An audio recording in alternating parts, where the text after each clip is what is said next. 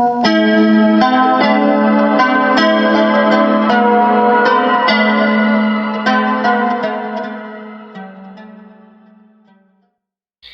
Descartes da inicio a la filosofía moderna. Hasta Descartes los pensadores habían logrado desarrollar un pensamiento que se consideraba crítico. La diferencia con el pensamiento cartesiano está en que estos pensadores dejaron ciertas cosas sin revisar y cuestionar a fondo. ¿Qué es lo que se tiene que considerar como verdadero o cierto de la cotidianidad, de las opiniones que se dan en ella?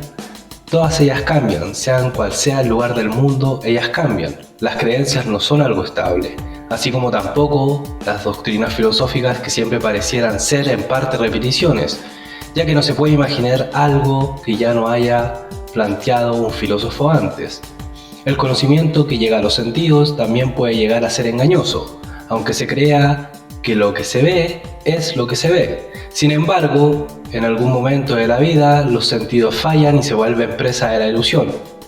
Incluso desde el ámbito del pensar es posible verse engañado.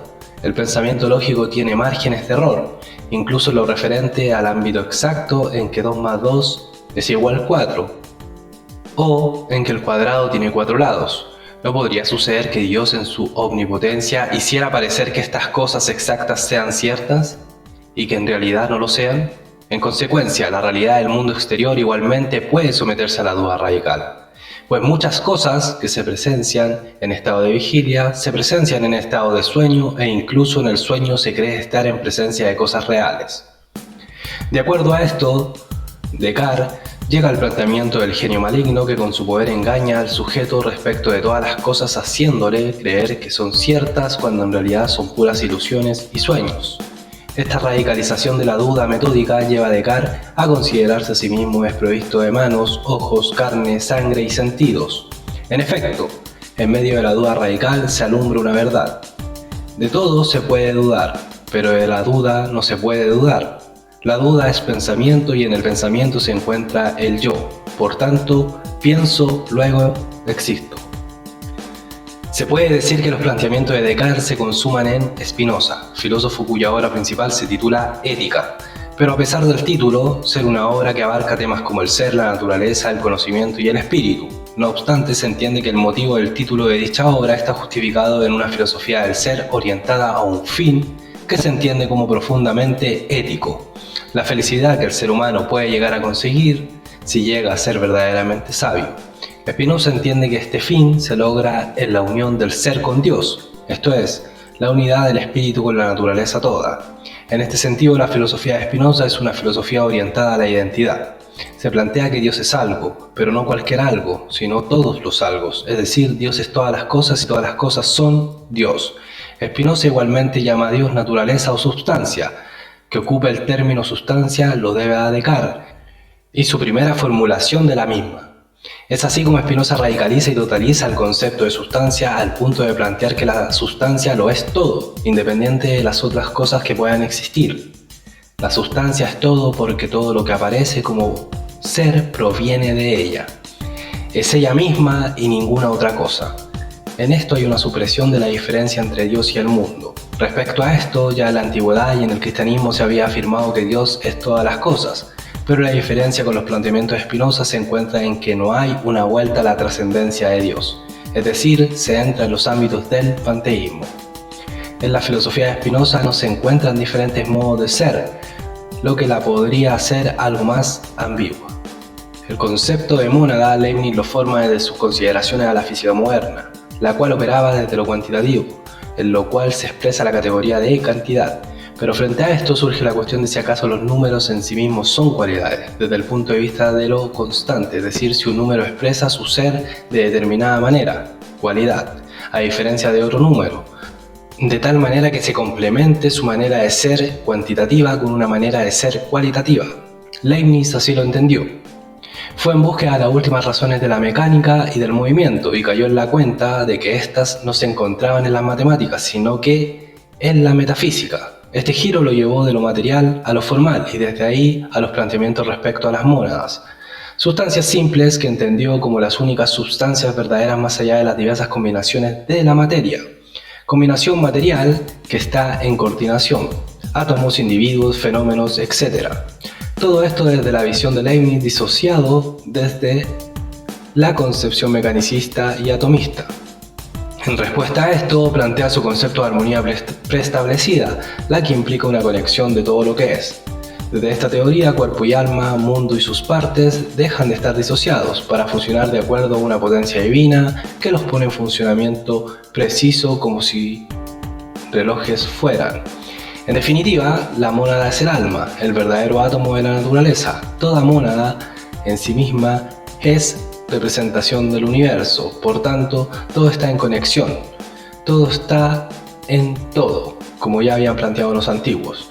Además, la mónada es autónoma, es energía y voluntad. Leibniz entendía a la mónada como eso que es sustancia, eso que es anímico, indivisible y operante.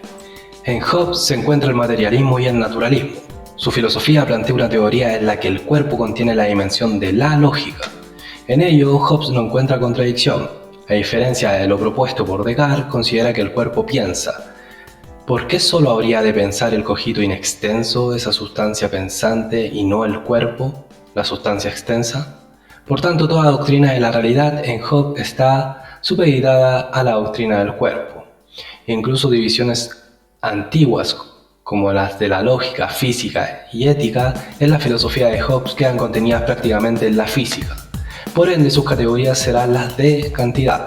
En lo referente a la teoría del conocimiento se manifiesta un sensualismo en el que toda operación o pensar del espíritu tiene un carácter mecánico y corpóreo, pues se entiende que la lógica deriva de la teoría de los cuerpos.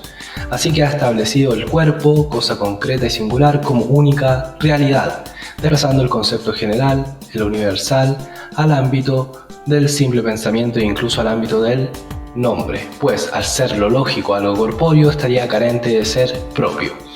Referente al hombre, se entiende que el hombre no puede concebirse como animal racional, pues para Hobbes la realidad del hombre es ser solo cuerpo.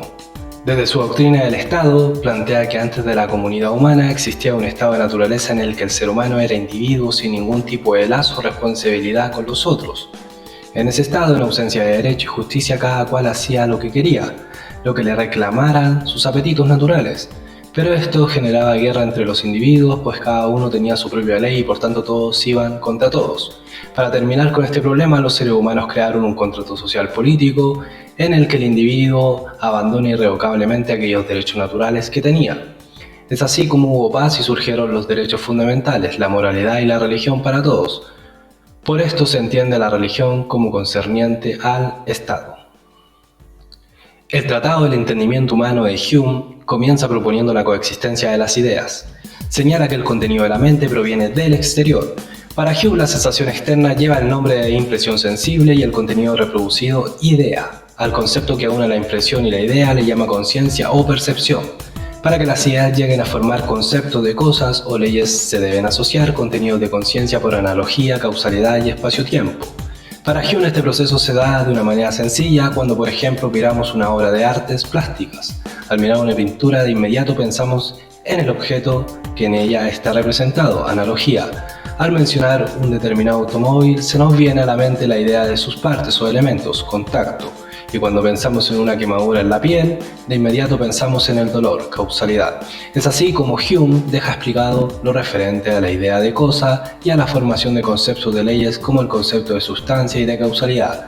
Todo esto un proceso mecánico en el que las ideas de manera repetida se juntan y se asocian hasta que la mente se acostumbra a ellas de manera automática y mecánica. Se considera la obra célebre de Kant, La crítica de la razón pura, como el libro fundamental de la filosofía crítica, aquella filosofía que pone en evidencia lo que es y lo que no es el conocimiento humano.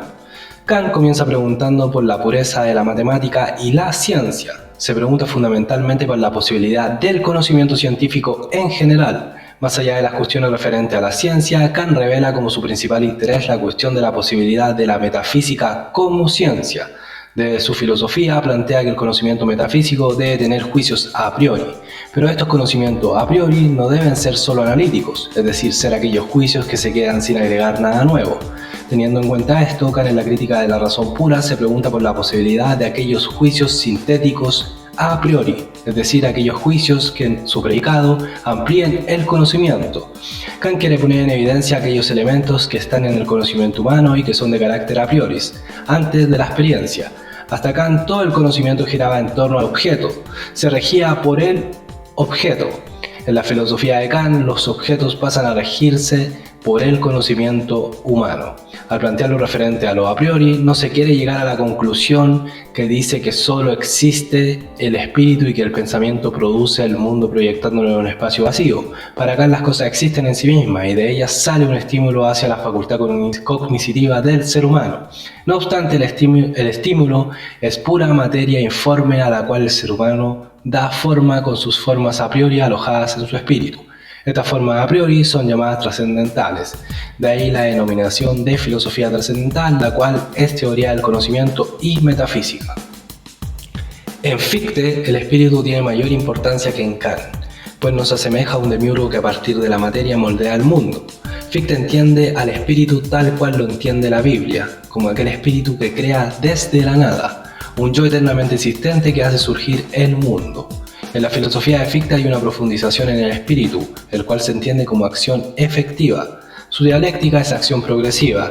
En el principio de todo era la acción, es decir, que la posición del yo es entendida como acción. Toda naturaleza, toda la realidad es acción. Por tanto, es también voluntad ligada al deber. En Fichte la voluntad es creadora, pero la creatividad no abarca todo el ámbito de la ética, sino que toda la totalidad del ser.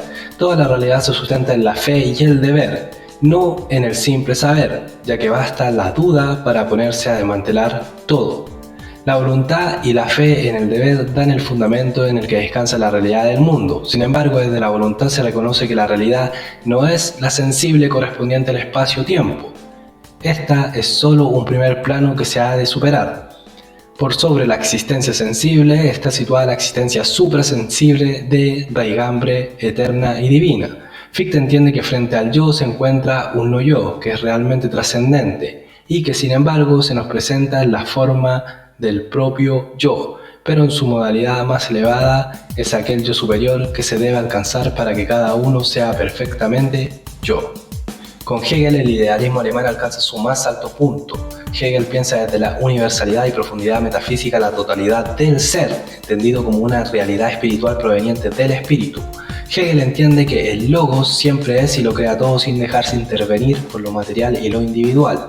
Propone una filosofía del logos, una historia del logos que recorre las diversas etapas de la naturaleza y las fases del desarrollo de la historia, con el fin de mostrar su totalidad. La filosofía de Hegel comienza ahí donde Kant se detuvo. En lo referente al objeto del conocimiento, reconoce que las formas de éste están supeditadas al espíritu y su espontaneidad. Sin embargo, le surge la cuestión de si esa manera de entender a un objeto está entendiendo realmente a un objeto. Frente a esto, responde apuntando a que las categorías propias del sujeto, por las que se entiende el objeto, no son exclusivamente del sujeto, sino que también estructuras del objeto.